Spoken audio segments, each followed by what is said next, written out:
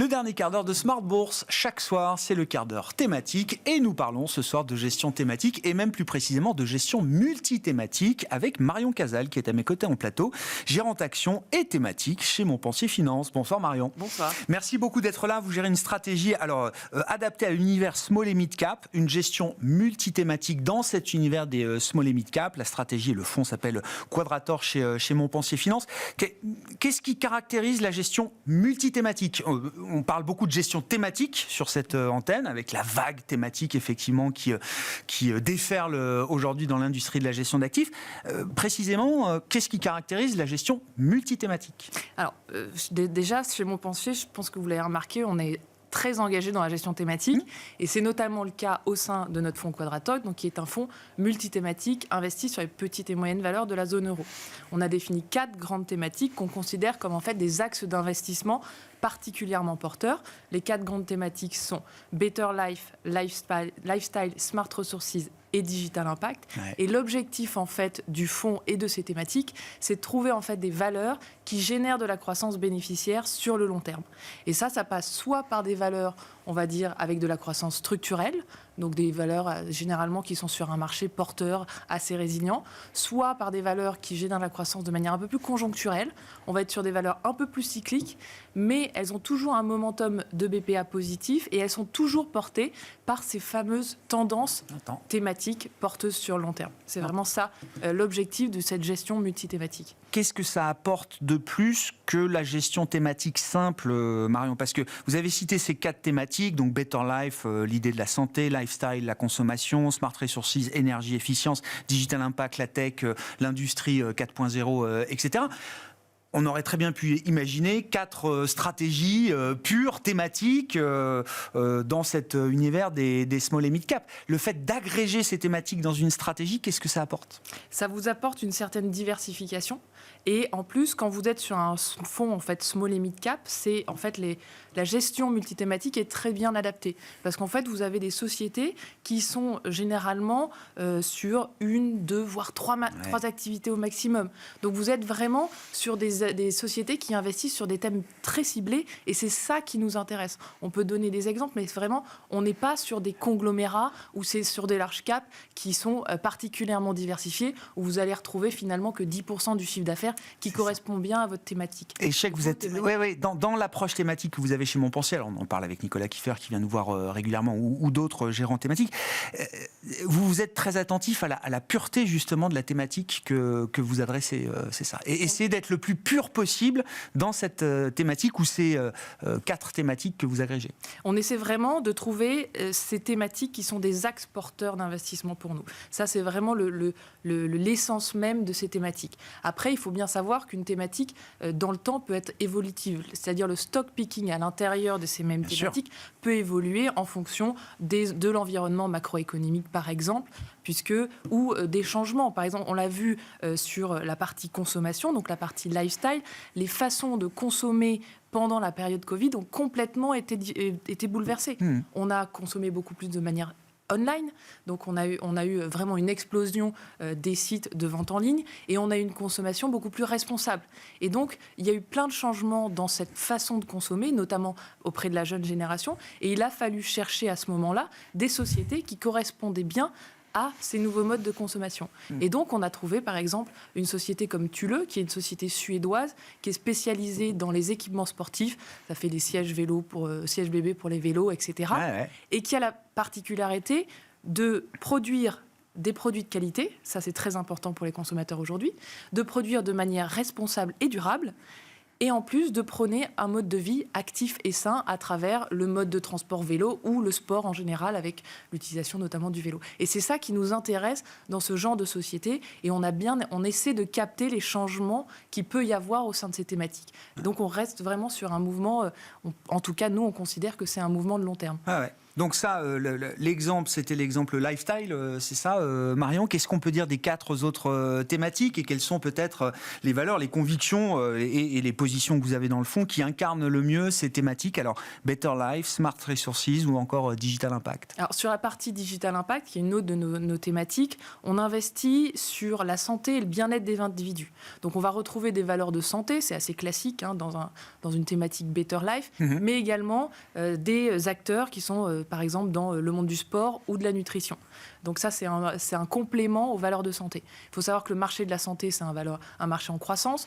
On est à peu près sur 2 fois la croissance du PIB mondial. Et on a vraiment eu des changements importants ces dernières années grâce aux innovations. Je pense à l'ARN messager notamment. Mais on a vraiment eu des changements et on a eu une tendance à l'externalisation de certains métiers et procédés. Donc, on a eu certains acteurs qui sont sortis du lot. Notamment, je pense à des acteurs dans le bioprocess comme Sartorius Stedim, qui est spécialisé dans tout ce qui est technologie à usage unique, ou des acteurs qui sont dans le diagnostic. Pendant le Covid, on en a beaucoup parlé, des acteurs du diagnostic. Donc voilà, et tout ça, ce sont des small et mid cap qui sont cotés et qui sont généralement des leaders sur la cote. Ouais. L'énergie aussi, c'est finalement, alors pas l'énergie au sens fossile, mais la nouvelle énergie, les nouvelles solutions d'efficacité énergétique. Là aussi, c'est un thème qu'on retrouve dans cet univers small et mid cap, Marion. Oui. Ouais. En fait, la thématique Smart Resources, elle englobe plusieurs choses, 3 grands axes. Tout d'abord, la partie énergie renouvelable. Ça paraît assez évident. De toute façon, pour arriver à décarboner notre production électrique, on est obligé de passer par le solaire et l'éolien. On n'a pas le choix. Et donc, il y a des acteurs qui sont bien positionnés aujourd'hui en Europe sur les small et mid. Un exemple comme Neoen, qui est un acteur sur le solaire et l'éolien, qui a la particularité quand même d'avoir une très bonne exécution, d'avoir un objectif financier ambitieux mais crédible quand on regarde les exigences qu'on va avoir dans les prochaines années, et qui en plus s'est positionné assez tôt sur la partie stockage, qui est quand même, qui va gérer les problèmes d'intermittence, qui est quand même le gros sujet quand on parle d'énergie renouvelable. Un autre point sur lequel on peut investir sur les Smart Resources, c'est la partie efficacité énergétique. Donc là, on va se concentrer plutôt sur la partie bien d'équipement. Je pense notamment à des acteurs qui sont spécialisés dans la rénovation énergétique des bâtiments notamment. On a eu pendant plusieurs années un acteur qui vient de sortir de la cote qui s'appelle Somfy. Oui. Et quand vous installez des volets roulants par rapport à des volets classiques, vous économisez 15 à 20% d'énergie tous les ans sur votre facture. Donc c'est vraiment des sociétés qui aident à l'efficacité énergétique et qui englobe cette partie Smart Resources. Bon, et la partie digitale, alors Digital Impact, c'est le nom de la thématique spécifique dans ce fonds, qui englobe quel type de secteur, quel type d'industrie, Marion ? En fait, on se rend compte que la digitalisation de nos économies, en fait, elle est partout. On pense généralement, quand on pense au digital, on pense à la techno et aux services informatiques. Mais en fait, on se rend compte que c'est beaucoup plus large que ça. Un exemple, sur la partie de l'industrie, il y a énormément de sociétés qui sont positionnées sur l'automatisation de nos sites de production. Je pense notamment à l'utilisation des robots industriels, ce qu'on appelle aussi le machine-to-machine, le fait de faire communiquer les machines entre elles. Ça permet la maintenance prédictive, ce qui va permettre d'éviter le nombre de défaillances, etc. Donc voilà, tout ça, ça fait partie de la digitalisation de nos économies. Donc il n'y a pas uniquement que la tech et les services informatiques, il y a plein d'autres sujets. Et on se rend compte que cette digitalisation, elle a impacté tous nos modes de vie. Donc notre façon de travailler, je pense au télétravail, notre façon de consommer online, etc. Et donc c'est en évolution constante. Donc on a toujours un gisement qui se renouvelle sur les small et mid cap, qui a des nouvelles sociétés qui viennent de ce côté et qui sont porteuses d'innovation. Et c'est ça qui nous intéresse sur le fond. Sur la gestion de la stratégie, Marion, vous disiez ces thématiques, elles sont évolutives. Est-ce que ça veut dire qu'elles sont... vous gérez la pondération de chacune de ces stratégies, de chacune de ces thématiques dans le fond, ou est-ce que ce sont 4 thématiques équipondérées pour vous Alors, elles ne sont pas équipondérées. Il faut savoir qu'en fait, la gestion, elle se fait à la fois par pondération de thématiques. Je vous donne un exemple. Pendant la période Covid, au début, en février 2020, la thématique Better Life a été surpondérée. On a augmenté les valeurs sur le diagnostic, par exemple.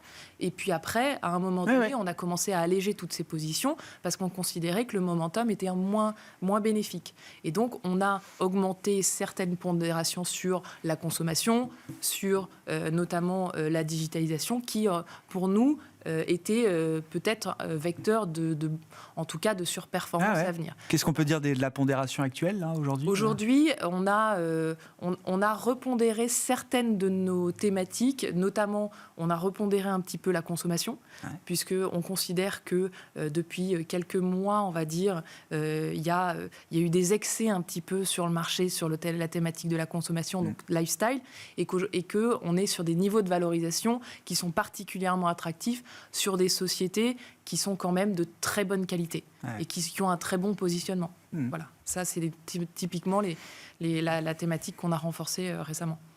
Qu'est-ce qui manque pour que la classe d'actifs small et mid cap en Europe retrouve le momentum qu'elle a perdu depuis une paire d'années maintenant.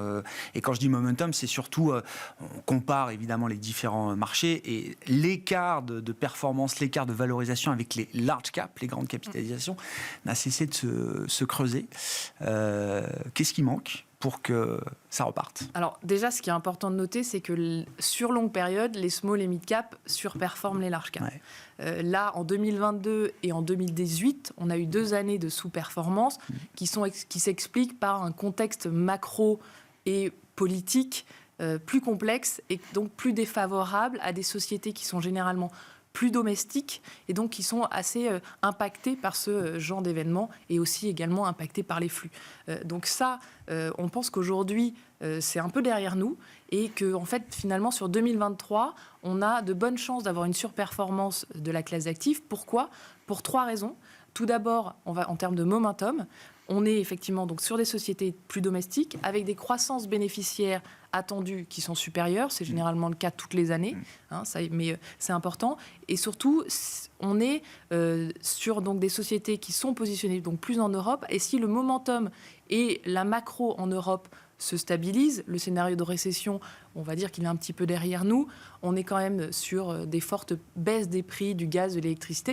Tout ça, c'est favorable aux small et mid cap. Donc déjà, on est sur un momentum qui est plus positif. Le deuxième, c'est une question de valorisation. Aujourd'hui, effectivement, la prime qui existait sur les small et mid cap, elle n'existe quasiment plus. C'est devenu une décote même. Voilà, à certains égards. Ça dépend des indices qu'on regarde, mais en tout cas, si on regarde les indices européens, on est quasiment sur des valorisations qui sont en ligne avec les large caps, alors qu'on est sur des croissances bénéficiaires qui sont supérieures. Donc ça, c'est un point important. Et le dernier point, c'est une question de flux, puisque 2022 a été une année de décollecte sur les fonds, clairement. Si on regarde les fonds PEA sur les small et mid cap, on a eu 1,4 milliard de décollecte. En France. En France. Alors que sur le mois de janvier, on est en collecte positive. Et ce n'est pas arrivé depuis un certain temps.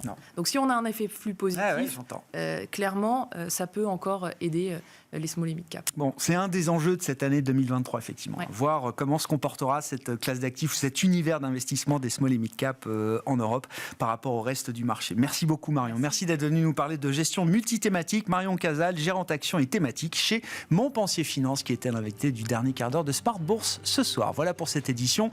On se retrouve demain à 12h30 en direct sur Bismart.